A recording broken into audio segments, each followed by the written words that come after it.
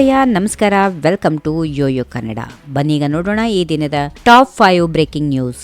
ಕರ್ನಾಟಕ ರಾಜ್ಯ ರಸ್ತೆ ಸಾರಿಗೆ ನಿಗಮಗಳ ಕಾರ್ಮಿಕರ ಸಂಘಟನೆಗಳ ಪ್ರತಿನಿಧಿಗಳೊಂದಿಗೆ ಮುಖ್ಯಮಂತ್ರಿ ಸಿದ್ದರಾಮಯ್ಯ ಅವರು ಸಭೆ ನಡೆಸಿದರು. ಕಾರ್ಮಿಕ ಸಂಘಟನೆಗಳು ವೇತನ ಪರಿಷ್ಕರಣೆಯ 38 ತಿಂಗಳ ಹಿಂಬಾಕಿ ಪಾವತಿ ಸೇರಿದಂತೆ ಹಲವು ಬೇಡಿಕೆಗಳನ್ನು ಸಿಎಂ ಮುಂದಿಟ್ಟವು. ಆದರೆ ಹಿಂಬಾಕಿ ಕುರಿತು ಸರ್ಕಾರದಿಂದ ಯಾವುದೇ ಆದೇಶ ಹೊರಡಿಸಿಲ್ಲ. ಈ ವಿಷಯದಲ್ಲಿ ಮುಂದಿನ ವಾರ ಜಂಟಿ ಕ್ರಿಯಾ ಸಮಿತಿ ಪದಾಧಿಕಾರಿಗಳೊಂದಿಗೆ ಮತ್ತೊಂದು ಸುತ್ತಿನ ಸಮಾಲೋಚನೆ ನಡೆಸುವುದಾಗಿ ಸಿಎಂ ಸಿದ್ದರಾಮಯ್ಯ ಭರವಸೆ ನೀಡಿದ್ದಾರೆ. ಕಾರ್ಮಿಕರ ಬೇಡಿಕೆಗಳನ್ನು ಗಂಭೀರವಾಗಿ ಪರಿಗಣಿಸಿ ಸೂಕ್ತ ಕ್ರಮ ಕೈಗೊಳ್ಳುವ ಭರವಸೆಯನ್ನ ಅವರು ನೀಡಿದರು. ಈ ಸಭೆಯಲ್ಲಿ ಕಾರ್ಮಿಕರ ಹಿತಾಸಕ್ತಿಗೆ ಸಂಬಂಧಪಟ್ಟಂತೆ ವಿಷಯಗಳ ಬಗ್ಗೆ ಸಮಗ್ರ ಚರ್ಚೆ ನಡೆದಿದ್ದು, ಸರ್ಕಾರದ ಮುಂದಿನ ನಡೆಯತ್ತ ಎಲ್ಲರ ಗಮನ ನೆಟ್ಟಿದೆ.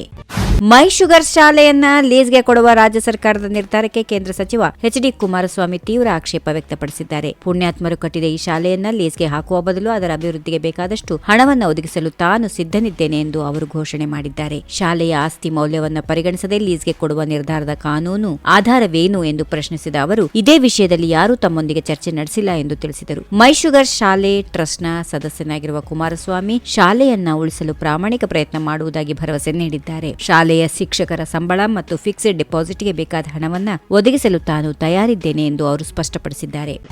ಮಂಡ್ಯ ಶಾಸಕರು ಚುನಾವಣೆಯಲ್ಲಿ ಗೆದ್ದಿದ್ದು ಲಾಟರಿ ರೀತಿ ಎನ್ನುವ ನಿಖಿಲ್ ಕುಮಾರಸ್ವಾಮಿ ಹೇಳಿಕೆಗೆ ಮಂಡ್ಯದಲ್ಲಿ ಪ್ರತಿಕ್ರಿಯೆ ನೀಡಿದ ಕಾಂಗ್ರೆಸ್ ಶಾಸಕ ಗಣಿಗಾರ ರವಿಕುಮಾರ್ ನಿಖಿಲ್ ಕುಮಾರಸ್ವಾಮಿಗೆ ವಾರ್ನಿಂಗ್ ಕೊಟ್ಟಿದ್ದಾರೆ. ನಿಖಿಲ್ ಕುಮಾರಸ್ವಾಮಿ ವಿರುದ್ಧ ಕೆಂಡಮಂಡಲರಾದ ಶಾಸಕ ಗಣಿಗಾರ ರವಿಕುಮಾರ್, ಟೂರ್ ಮಾಡಲು ಬಂದಿದ್ದೀಯಾ, ಸುಮ್ನೆ ಟೂರ್ ಮಾಡಿಕೊಂಡು ಹೋಗ್ತಿರು ಎಂದು ವಾರ್ನ್ ಮಾಡಿದ್ದಾರೆ.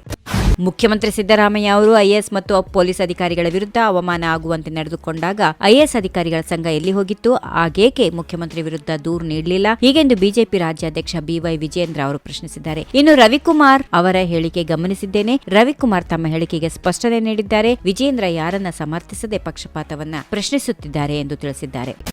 ಆರ್ಎಸ್ಎಸ್ನಲ್ಲಿನ ಮನುಸ್ಮೃತಿಯನ್ನ ಬಿಜೆಪಿ ಮುಖಂಡರು ಅವರ ಮನೆಯಲ್ಲಿ ಜಾರಿಗೆ ತರಲಿ. ಕೊಳಕು ಮನಸ್ಸು, ಕೊಳಕು ಬುದ್ಧಿ, ಕೊಳಕು ನಾಲಿಗೆ ಇವರದು ಎಂದು ಸಚಿವ ಪ್ರಿಯಾಂಕ್ ಖರ್ಗೆ ವಾಗ್ದಾಳಿ ನಡೆಸಿದ್ದಾರೆ. ನಾನು ಆರ್ಎಸ್ಎಸ್ ಬ್ಯಾನ್ ಮಾಡುತ್ತೇನೆ ಎಂದು ಹೇಳಿಲ್ಲ. 3 ಸಲ ಆರ್ಎಸ್ಎಸ್ ಬ್ಯಾನ್ ಆಗಿತ್ತು. ಆ ಬ್ಯಾನ್ ತೆಗೆದು ತಪ್ಪು ಮಾಡಿದೆವು ಎಂದು ಹೇಳಿದ್ದೇನೆ. ನಾವು ಅಧಿಕಾರಕ್ಕೆ ಬಂದ್ರೆ ಬ್ಯಾನ್ ಮಾಡೋಣ, ತಗೊಳ್ಳಿ. ಅವರಿಗೆ ಜೈಲಿಗೆ ಹೋಗಲು ಯಾಕೆ ಅಷ್ಟು ಅವಸರ? ಆರ್ಎಸ್ಎಸ್ ಬ್ಯಾನ್ ಮಾಡಲು 10 ಕಾರಣ ಕೊಡಿ ಎಂದು ಬಿಜೆಪಿ ಅವರು ಕೇಳುತ್ತಾರೆ. ಆರ್ಎಸ್ಎಸ್ ಅವರು 100 ವರ್ಷದಲ್ಲಿ ದೇಶದ ಸಬಲೀಕರಣಕ್ಕಾಗಿ ಮಾಡಿದ 10 ಒಳ್ಳೆಯ ಕೆಲಸಗಳು ಹೇಳಲಿ ಎಂದು ಟಕ್ಕರ್ ನೀಡಿದರು. ಈ ವಿಡಿಯೋ ನಿಮಗೆ ಇಷ್ಟವಾದಲ್ಲಿ ಲೈಕ್ ಮಾಡಿ, ಶೇರ್ ಮಾಡಿ, ಸಬ್ಸ್ಕ್ರೈಬ್ ಮಾಡಿ.